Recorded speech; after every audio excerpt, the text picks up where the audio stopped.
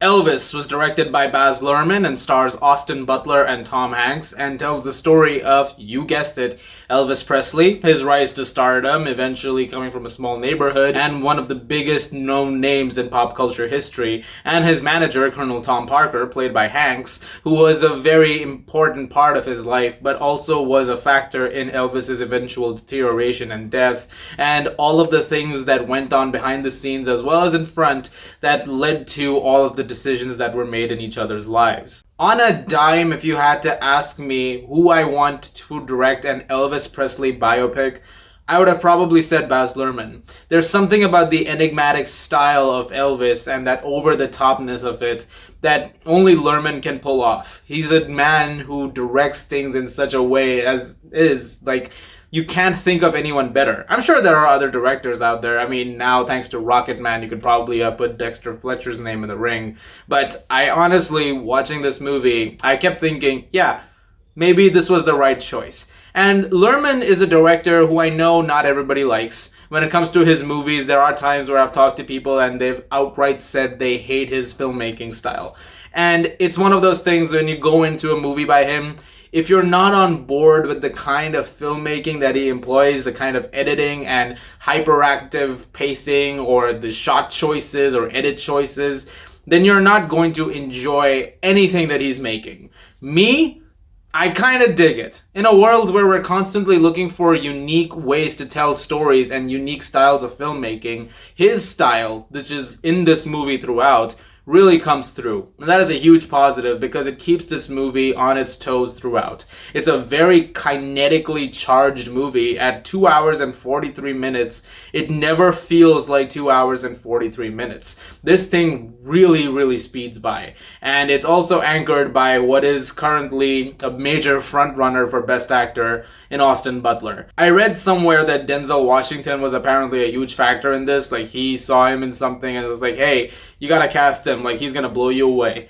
And that recommendation is sound because the performance that Butler delivers disappears, honestly, after a while. You are only seeing Elvis Presley on screen after a bit, and he really, really pulls off one tour de force performance. This is a career-setting performance, and I mean, I can't wait to see what else he does next. I can't wait for more people during this weekend to see what he pulls off. And there are so many fans of Elvis Presley that I think are going to be satisfied with his portrayal of this man, this legend, that I'm sure that people are going to walk away very satisfied with his performance. Also, I might be wrong about this, but is that him singing throughout the entire movie? Because if it is, then that's remarkable. And he has done an amazing job of that too. The performances, the visual flair of this movie, like I said, Luhrmann's direction is absolutely brilliant. The vivid colors on display, the very inverted camera angles at times. Sometimes you'll just go spin into something and it's amazing.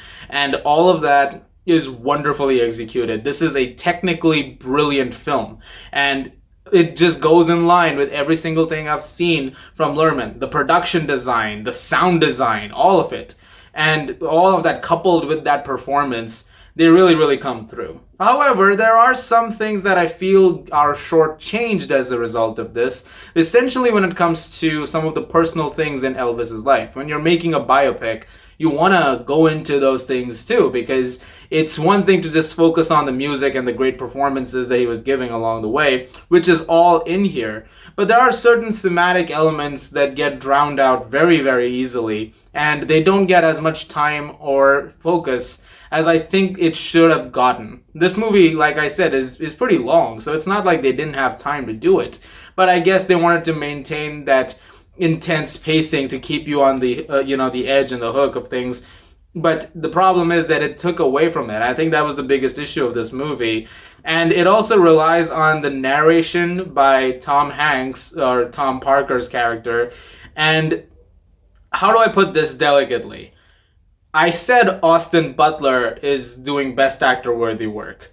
Tom Hanks, not quite as much. I'm not really sure what's going on over here, but there are some parts of his performance where I thought he was having a great time doing it, but some parts where it just felt so hammy and over the top, and it felt like a totally different movie in those moments.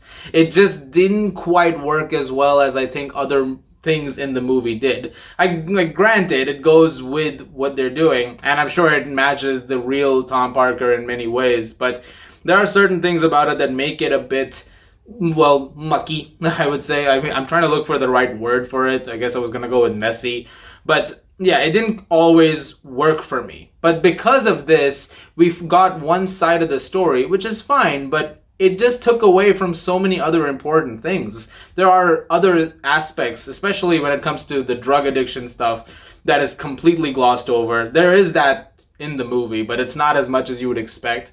Like, they seem to almost put relegated to like much, much, much later in the movie when you're about to finally wrap up the movie. There are things regarding racial history and meeting Nixon at one point. Apparently, there's a 4-hour cut somewhere. A lot of apparentlys in this review, which is going to add some stuff. I mean, if they ever decide to release that. But at the end of the day, those are not things I'm seeing in the theater right now. So I can only talk about the version I saw right now in theaters. And the version I saw is fine. It's a decent, solid movie. I just think it had the chance to be a really great, one of the greatest musical biopics ever. Like, it had the level of like absolute greatness right within reach, but it doesn't quite hit that. However, I find myself thinking audiences are going to be very pleased with this. If you're somebody especially who grew up with Elvis Presley's music, like if you were there in the 60s and 70s, especially the 60s, and you saw that rise happen and you were listening to the music at that time, then I don't see how you don't walk out of this movie really, really happy and really, really satisfied, humming things like Suspicious Minds, Cannonball Falling in Love, Hound Dog, Jailhouse Rock to yourself.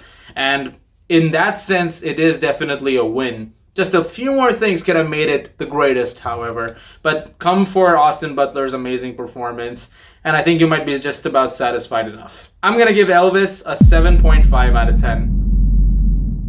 As far as energy goes in terms of Luhrmann movies also, I feel like this is one of his tamer ones. Like, there's a lot of craziness going on over here, but there are times where I've seen him go even further.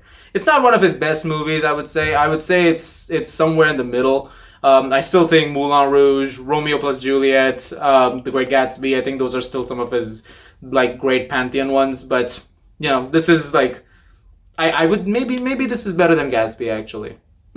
Guys, thank you very much for watching. Look forward to more reviews very soon. I'm also going to see The Black Phone and have a review up very soon since I'm back from holidays now. As always, if you like this, please do subscribe, and I'll see you guys at the movies. Thank you very much.